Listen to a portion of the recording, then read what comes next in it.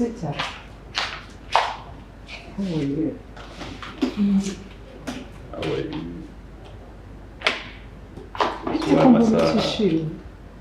Alors on va pêcher. Iki kibazo? Nuvuga ntabwo umuntu akubona yuko ari ikibazo. Uvuye hehe aya masaha? Waraye hehe? Ejo twagiye muri party birangira bwije mpembura ko nta hantu tuma ndaraye. Telefone yawe se byagenze gute? Nawe yaraye? No, phone yanjye nasize charge buri cyo ncagingeje. Nimero yanjye ntabwo yize.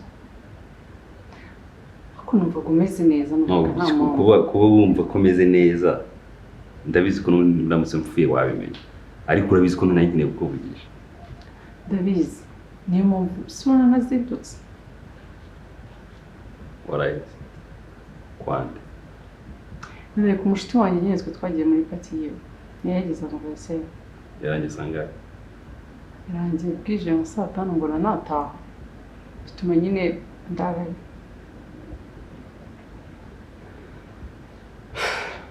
Siko mbona wirakaje. Urumva ntafite impamvu yo kwirakaza? Njye ndumva nta mpamvu yarari. Nta nubwo kunarakaye just ndimo kuvuga agahinda mfite. Ntago njye numva uburyo ushobora kuba waza mu gitondo waraye ahantu utigeze ubimbwira ni umugabo cyangwa ndi? Njye nibyo byakurakaje. Hasi yangana. Urabizi ko bitaba bwa mbere.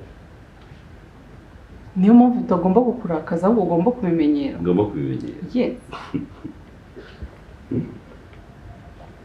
Hanyuma ntabimenyere byagenda gute? Tubimenyereye yaba ari amahitamo yawe ubwo wahitamo icyo ushaka gukora. Iwacu ntabwo dukunda agasuzuguro nta nubwo tujya duteganya gusuzugurwa. Ahubwo niwe ukwiye gufata umwanzuro ukambwira ngo ngomba kukubaha cyangwa se ngomba kukubaha. Please, ndananiwe we ni kurya amagambo menshi utananiza mu mutwe. Yes. Nakunaniza mu mutwe? Yes. Njye ntabwo naniwe. Nasibye kujya ku kazi kubera wowe. Kubera njyewe? Kubera wowe. Urumva nta impangayitse? Ninajyanye laptop ijyana ku kazi, ninajyanye inkweto wambara, ninajyanye ubwenge ukoresha ku kazi, ninajyanye iki? Akubwira ngo mu y'ibiki ko mbona ntazuriwe neza. Hirwa. Nta nubwo urimo kumva ko wakoze ikosa by'urunsa imbabazi wi. Ngiye musaba imbabazi? Ya. Kujya muri party umushiti wanjye nikoza nakoze? Ntago nakubujije kujya muri party, sinigeze kubuza kujya muri party. Icyo nakubwiye cyangwa se icyo ndimo kubuza no kurara iyo ijoro ntiwigeze umbwira icyabaye. Ntiwigeze na message ngo umbwire ngo byagenze gutya. Hirwa. Listen to me. Ntago ninajyanye uburiro uryamaho. Icya kabiri. Ntago najyanye ibikoresho ujyana mu kazi. Icya gatatu kandi ugomba kuzirikana ugashyira mu mutwe wawe. Hano ni wanje ngomba kwigura. Hano ni wawe utangiye kunsuzugura Nakubwiye wanze nyumve. Ndi hano niba ari wawe, ndi hano nk'umukozi, ndi hano nk'iki nk'umugabo wawe. Yego cyangwa wowe? Nk'umugabo wanjye ari kuri mu byanjye. Yego cyangwa wowe? Just vuga yego cyangwa wowe. Yego ari kuri mu byanjye. Numara kubirambirwa uzahaguruka ugenda. Okay. Wanyumvisha? Okay. Binashoboka nawe umugabo mu rugo.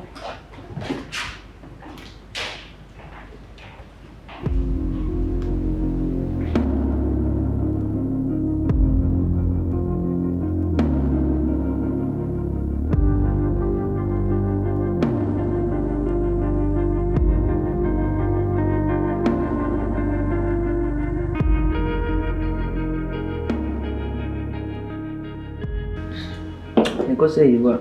Yeah. Byagenze bite se mushiti wanjye ko mbonye mvanye mu kazi gitaraganya uranshaka?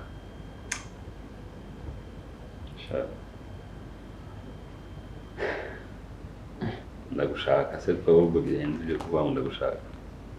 Byakugendekeye bite se manko mbona uri kuntungura? Shabro kamubwire. Wangiriye inama kuva kera tukiri abana. Ariko noneho iyi wampaye kweri. Waranyoheje kweri. Ushatse kuvuga iki yese? Ko nakugira inama nyinshi namenye ushatse kuvuga ari iyi. Abizi neza yuko nana nakubwiraga ko kujya kuba mu nzu ya Gaju nyine ari ikibazo ku ruhande rwanjye, ariko urambwira uti urabona kuba wagenda ukaba n'umuntu mukundana kandi niba afite ubushobozi wagenda ukabayo ibintu bikaba ari sawa, ariko noneho byabaye se. Ese ikibazo kiriye mwana, ese iyi nzu wayiburiyemo ibiryo se waba uraye? Simona umeze neza wicaye nyine nk'umuntu uri mu rugo iwe? Ntabwo umuntu w'umugabo agenzwa n'ibiryo. Umva nkubwire bro, njye nakugira inama na mbere sibyo?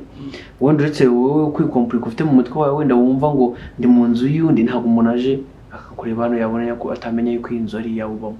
Kandi niyo ugenda mu nzira ubona usa neza kandi ikindi n'umuntu wese akubonye avuga ko ufite amafaranga nyine, rero uretse ibintu kwishyiramo mu mutwe wowe ntabwo umuntu akubonamo ngo abone yuko uri uw'abandi, kandi si ni uw'abandi ni iwawe.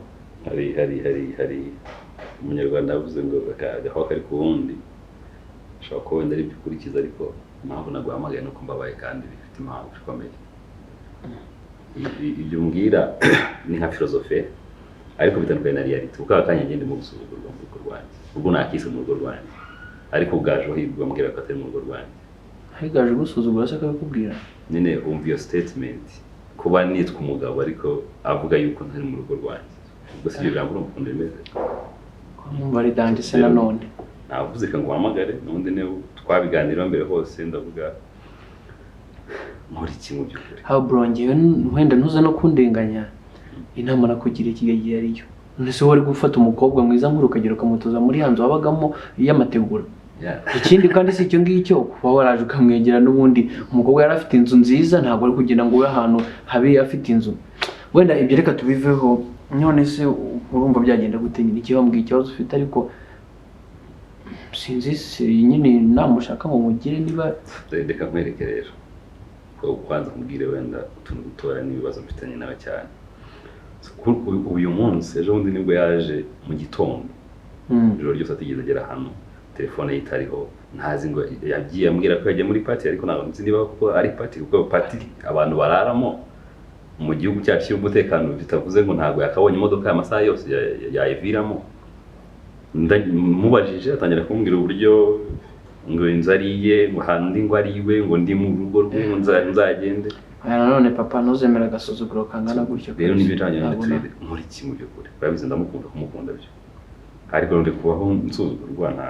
Ese yiba wabikoze gutya, ufite amafaranga, wabonye n'akazi keza, washatse indi nzu, wayikodesha, wayigura, ariko ukagenda ukamubwira ati rero urabona hano hantu wenda ushobora kuba ari nini kuri twebwe, tureka tuhakodeshe cyangwa tuhagurishe, ugafata amafaranga yawe ku giti cyawe, cyangwa se wowe usigaye ufite n'akazi noneho ukagenda mugashaka inzu ahandi hantu ugakodesha mukabanayo. Bivuze ngo ntabwo uzaba ukiba mu nzu ye, azaba aba mu nzu yawe cyangwa se mu nzu yanyu, noneho uzarebe icyo yongera kwitwaza. Ati kubona umwana ntabwo ikibazo nkeka ko ari inzu, ubwo nyine ni kwa kundi umugore aba atangiye kukunanira cyangwa iki? Kunanira cyangwa reka mvuge kunanira na wenda n'ibyomba, ariko umuntu ashobora kugerageza amahirwe wenda tukareba. Yewe inama nakugira, shaka ahandi hano nyine ukuri byemera, nyine we mubeshye nyine uvuga ati iki kizu dore ni kinini, tugikodeshe cyangwa se tukigurishe, noneho upanga iki, upanga indi gahunda. Nubwo inyuma atari ibyanjye, ariko ubwo nyine nabyo uzabimfasha. Ikinyoma none se uretse wowe ntabakubeshya, ubwo urumva ko aba yaraye, kuko aba yaraye mu ntuza Parise, akoze kandi kwinjira mu bibazo by'umuryango giye. Nushaka ntubyinjiremo, ariko umva umubwire rero, inama niyo ngiyo, shaka ahandi hantu inzu yawe, umubwire ati tujye kuba muri iyi nzu. Nk'umugabo nawe uri gufata umwanzuro, azabyumva kandi.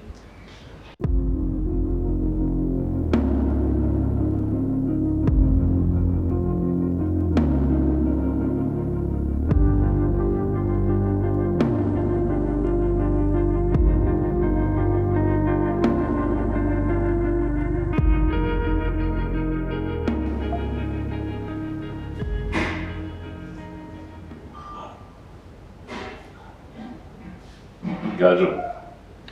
Yes. Uri muri chat nta n'ukuntera ipasi byiwe. Utera ipasi? Untera ipasi. Wese nta maboko ufite? Akabagabo mwigize abami, ubu no gufata ipasi ugatera ishati ugomba kwambara nabyo byakunanira. Ariko urabizi ko ari inshingano zawe. Ndi umugabo muri uru rugo, ugomba kuntera ipasi, ugomba gukora ibintu by'ingenzi nk'umudamu. abagabo mwibonye miki ubu bivuze ngo uzajya uryama gaje abyuke agutegure breakfast aguterera ipasi anakumesera anakugira urute uru ruhinja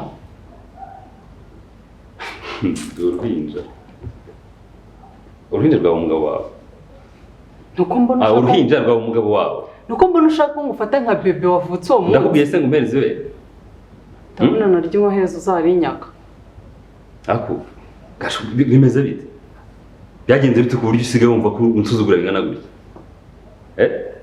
ahubwo yo baki ku buryo buri munsi usigaye ugenda nawe muhanda nakubwiye ngo ikibazo nkubajije kubera icyo utantereye ipasi ndi umugabo wawe sibyo ugomba gukora inshingano zawe nk'umugore sibyo muri uru rugo ntusajye kuvuga ngo ndi uruhinja umunsi ntabikoze uzajya ugenda ujagaraye yego ufite amaboko uzaho umuriro uri hano nicaranye please nicaranye ipasi nicaranye iki ishati yawe nicaranye iki ku buryo byakunanira gufata ipasi ugatera ishati okay birahagije sibyo amagambo wavuze arahagije niba sinzi ikinyarwanda nakoresha ariko utayitse semi kandi umva ko ndambiwe amagambo nk'ayo hirwa ngo njye ngutetse semi amagambo uvuga ati semi urumva ateyise semi urabyumva hirwa njyewe urabona urimo ugeze aho mbwira ngo njye ngutetse semi njyewe gaje nteyise semi reka twumvikane sibyo niba wenda ari inzu yawe wanzanye mu sibyo uwo munsi ufite amafaranga ngo twimuke nawe nshaka inzu iyo ushaka kubamo nayishyura ariko agasuguro gashira wimukana nande wimukana nawe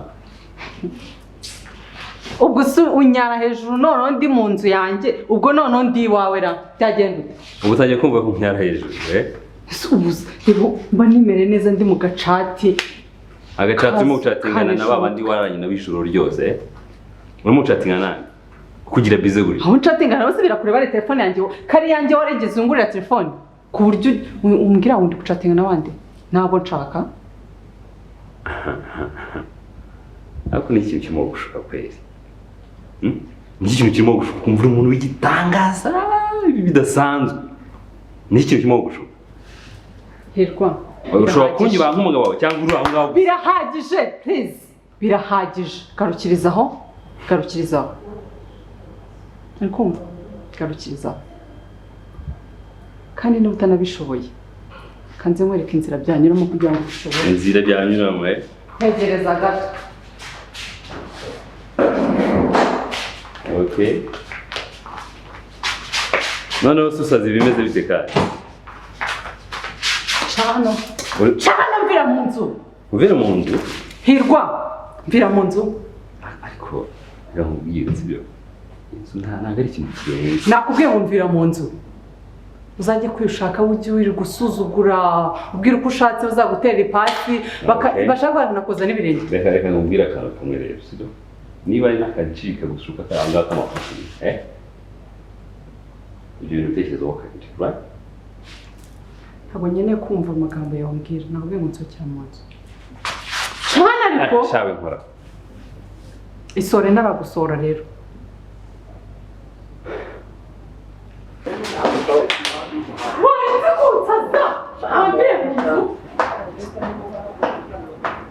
urakenera sawa hirwa waretse inzamusukari yavuga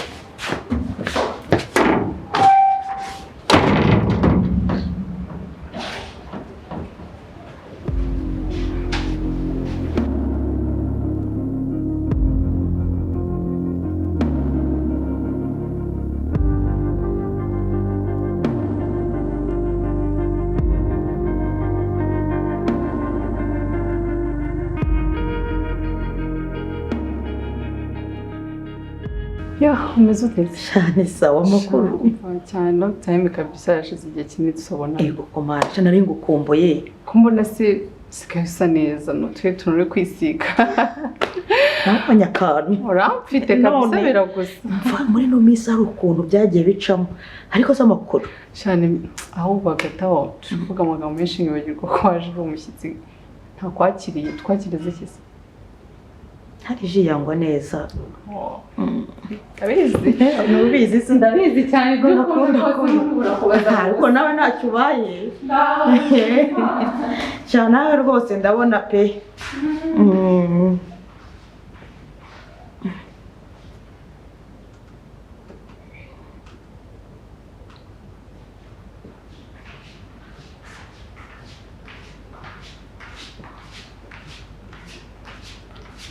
Nawe urabizi. Mbizi n'utuntu twawe. Reka tumara igihe kinini ngomba kumenya icyo ukunda. Ngomba ubizi ibirunguru nyine n'ibyo. Cyane nawe usanze maze kunywa ibintu by'amata urabizi ko ari ibinto byanjye. Nasi ko wabyibushye. Akusha warize. Ntabwo noneho mbonye ubu mu minsi ishize. Nari munini.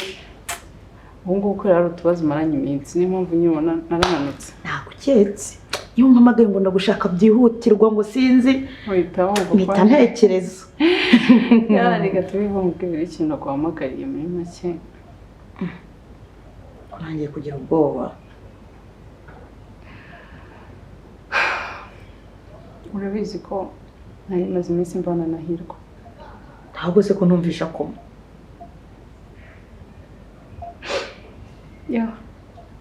Twarashwanye mu minsi ishize.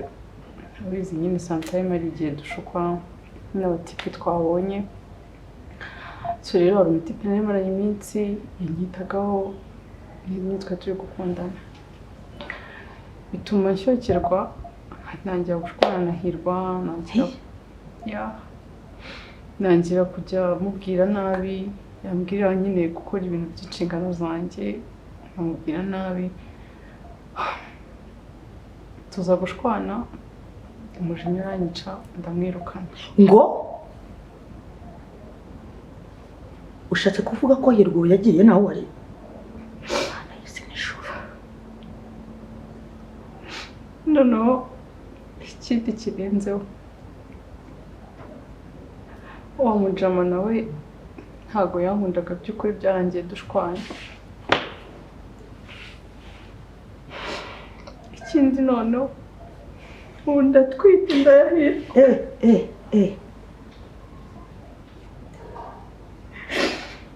Ubu uratwite inda ya Hirwa kandi waramwirukanye. Yego.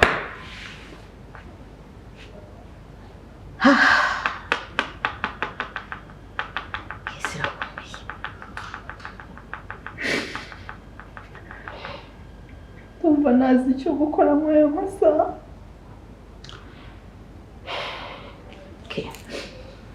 Usa ntabwo nakubwira ngo icyo gukora nticyabura ariko warahemutse. Ariko nyuma yo guhemuka nyine no gushukwa n'ibyo byose byagiye binyuramo. Hirwa agomba kugaruka. Ko Rudinda mwirukanye nabi. Ntabwo mbizi ko nyako njya kuma amahirwe ya kabiri. None se nta musore uzi w'inshuti ye wenda ubonaga ashyira hafi ye cyane? Uwo dushobora kumwitabaza wenda nanjye tugafatanya tukareba ko twamugarura mu rugo. Kuko niba unatwite kereka nimba inda atari iye. Niya Hirwa. Agomba kugaruka rero. Nta gaco wari urimo. Nanjye nabona ko atazarangira gutyo. Hari umutipe w'umushuti wiwe witwa Fred. Banza twamwifashisha wenda tukareba ko byakunda. Urabizi neza ko yari inshuti ye? Inshuti ye cyane magara. Ugira nomero ye? Ndumva hari igihe Hirwa yigeze kumuhamagaza nimero yanjye kandi yabikwishyiramo. Turamutse tubonye nimero ye niyo turi bwifashishe tumuhamagara tukabanza tukamuganiriza. Kwanza ibyo ni ibintu urubanze gukora wowe. Wowe urabanza umuganirize umubwire uko byagenze umubwize ukuri ntacyo umuhisha. Araboneraho guhamagara umushuti we baganire noneho tuzamuneraho guhurira hamwe. Gusa mfite ubwoba ko Hirwa dushobora kubona amahirwe ya kabiri. So tuzagerageza ariko urumva ko nyine nimba waramwirukanye nk'umwinjira nyine uko tubizi kugira ngo azagaruke yongere no kwiyumvamo bizagorana ariko noneho nawe uzagerageza ukoresheje geste zose zimwereka ko wenda byibura wahindutse kandi nanagera hano uzamwereka noneho ko wahindutse ngomba gukora igishoboka cyose ngasura Nahirwa kuko tunatandukanye nta wundi musore nabona wankunda Nahirwa. Tuzagerageza wenda Imana nidufasha bizakunda. Mbonyemo nimero ya Fred reka nze kumuhamagara. Uraza kumuhamagara bakubwira icyo gukora ubwo nanjye uramenyesha gusa Imana nidufasha biratungana.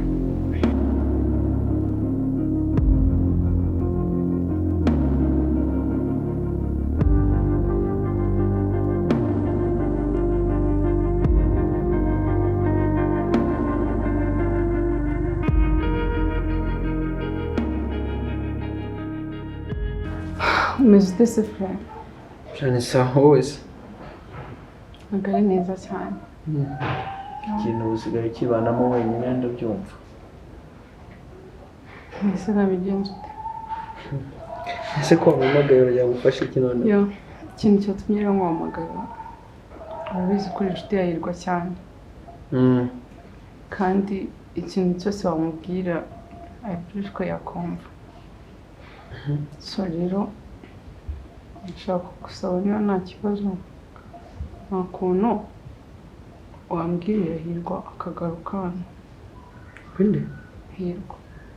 Mubwiye gute se rero bamwirukaniye urumva ngiye nagena nkamwanje imbere nkamuga ngo ngiye asubire mu rugo ngo baragushaka.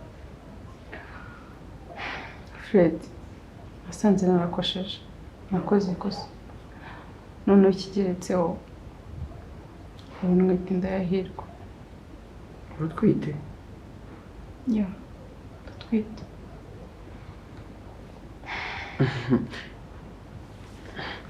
Nese Hirwa arabizi? Ntabwo bizi niba ushaka agaruka. Mbese nyine kuba wisamye wasandaye kumva ubu utwite n'iki kintu giye gutuma wongera kumugira umukamugarura? No, niko nasanze narakosheje. Nshaka kumusaba imbabazi. Cyabangiwe yewe warantunguye pe nta nahera njya kumubwira kuko buri gato twarabiganiriyeho yabimyitwarire yawe byose yarabimbwiraga. Hako ntago bivuze yuko umuntu rwose niba ari umugabo kuba yaza kuba ntago bivuze ngo umusuzugure. Aho muri umugore noneho uri umukobwa. Cyajyaga ambwira ngo ugenda ngo niba ari ngo muri za pati ngo kararayo bati wenda wasanga ariko akunda umugabo afuha cyane akaba yavuga n'ibitari bye. Rero warantunguye so niba waramwirukanye rero byikoreye se urumva nagufasha iki? Fred, please. Ikindi kandi nawe n'umuarno kambizi ko ari umugabo ukuntu wamusohoye nk'imbwa sinzi ko yakwemera kugaruka pe. Basuzuye mugasho kubikorera umwana we n'ibiti. Umwana we. Ese noneho uguye bitabo by'uwo mwana noneho. Ari kumureka akagomeza akangara. Oya. Ese reka murankubaze. Ari wowe umuntu akoze ibintu nka biriya sibyo? Kuko uwo umuntu yagira inzogo nta utayigira biterwa wenda nuko Imana yahaye umuntu. Ubaye ari we ari Hirwa ufite inzu ukaza ukira ko yagusura akakuriya wamusohoye. Uziko wamusohoye nk'imbwa imwe yo ku muhanda itagira n'igipangu ibamo. Biba bintu byarambabaje. Niyo mpamvu nshaka kumusaba imbabazi. Kintu se mwisabire nyine se nuzi wowe wamwirukanye wumva nako. Please, wambabariye koko Fred. Nshaka gusubirana na Hirwa. Ndabizi narakosheje nakoze amakosa. Niyo mpamvu mwitabaje n'inshuti yiwe. Wambabariye. Yako bantu ko ntigeze ngira amahirwe yo kuganira nawe. Ndebe yawe nakoraga ntago ari byo nawe urabizi. Aka kanya kuko yagiye urumva ari bwugize gute umukeneye. Burya hanini baravuga ngo umenya agaciro k'ikintu iyo wakibuze. Bitarakibura ntago nyine kuko aka kanya wumva nawe utangiye kuba uri mu nzu wenyine niba ibyo umwana utazabishobora wenyine. Sasa nyine rero hagarara hamwe nawe wumve yuko ibyo wakoze ugomba kubigozwa. None se kumuri ugiye upfukama imbere yanjye none ni ngewe. Okay, ndayicara mu basi icara. Mbabura kansabira imbabazi Hirwa ko basi nta mahirwe ya nyuma ndi kumusaba ntago nzongera.